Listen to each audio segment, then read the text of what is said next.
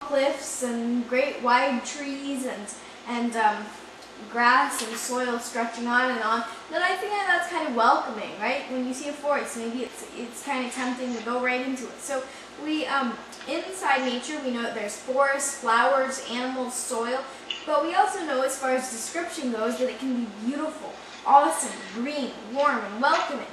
And I think that besides helping us come up with some really cool adjectives, that nature provides a ton of ideas for poetry. So here's a little stanza of a poem that I wrote. The river runs with vengeance and swallows up the homes. Termites gnaw, but water tears to music of our moans. So this was, I know it sounds pretty miserable, and the reason it sounds miserable is because I wrote this when my state, Washington State, was going through a lot of flooding. And luckily for us, we didn't actually get any flooding. We lived pretty much on the top of this really steep hill, but I knew that a lot of other areas had, and so that kind of inspired me to write that poem. I mean, nature isn't just beautiful daisy petals and the dew on the grass of your lawn. Nature gives us breathtaking images such as floods, avalanches, and hurricanes. So you can write about maybe the tamer side of nature or the not so friendly.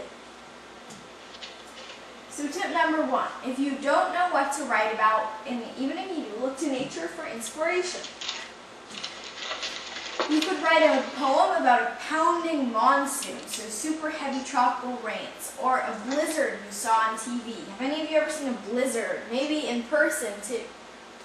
Okay, raise your hand if you have. I can't quite say that I've seen a blizzard exactly, but it was a lot of snow by my city's standards, and so when I think of that, then it makes me, that would be an interesting poem.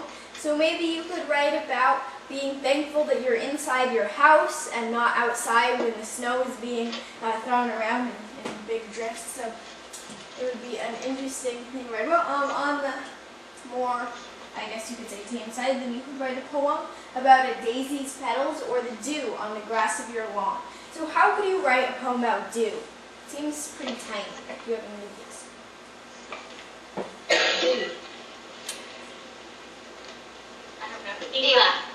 Wet and sticky. Wet and sticky. Very good. So you know what? You don't have to like everything about nature. Maybe if you don't like that it's wet and sticky, then you could write about that. How you get kind of annoyed when you're trying to play outside and all this dew makes the hem of your pants wet or something like that. So you could be annoyed at parts of nature. You could be mad at their hurricanes and at the dew they put in the grass of your lawn. So you can write about not liking dew. You could write maybe about how you really like it as well. Okay, so we know that you can write poems about some really tiny things. Tip number 2. You can use nature as a metaphor to talk about something completely different. So a metaphor, I know that that's probably a new word, is something that is used to represent something or someone else. So for instance, a lion is often used to represent courage, or a mouse could be used to represent fear and being very small. Maybe a sunset could be a metaphor for a goodbye. Nature metaphors help readers imagine our ideas, because when you say courageous or sad or goodbye, then it's definitely a word that brings things to mind, but it doesn't give us a clear image. So when you use nature as an image to help you show your readers what you mean, that can make things a lot clearer.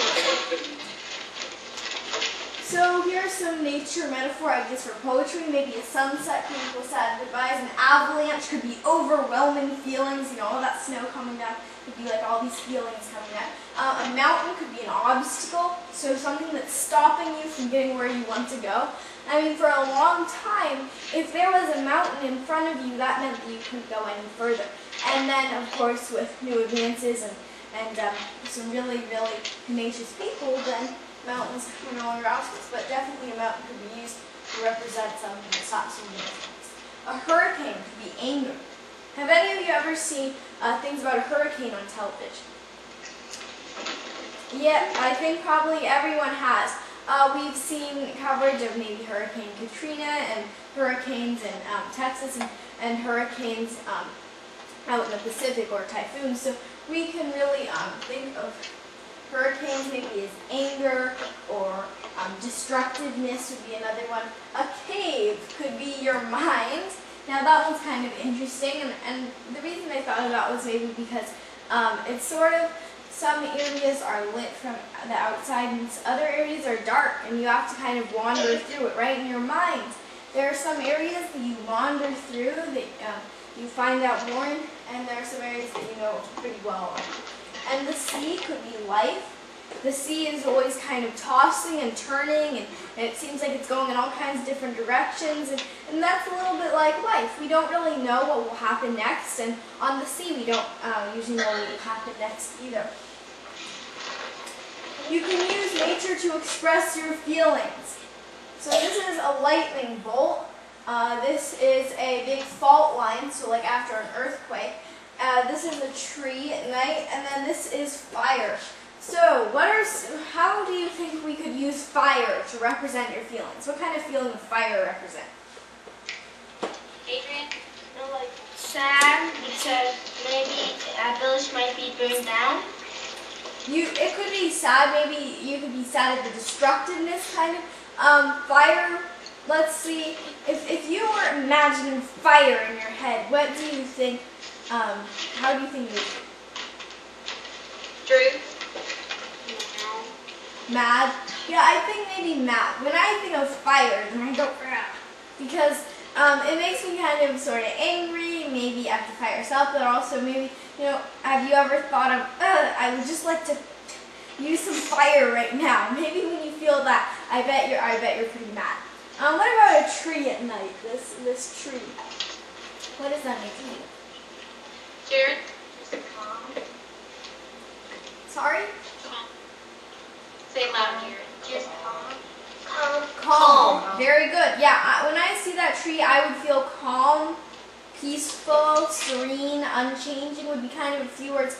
That tree has probably been there for a long time, and it probably hasn't changed a whole lot. So we can really use these images to express our feelings. Now for the fault line, and that's what happens when the earthquake maybe draws two pieces of land kind of apart and creates that ridge there, then I might think of kind of feelings that tear people apart, maybe divisiveness or disagreeing that would kind of make a fault line between you and another person.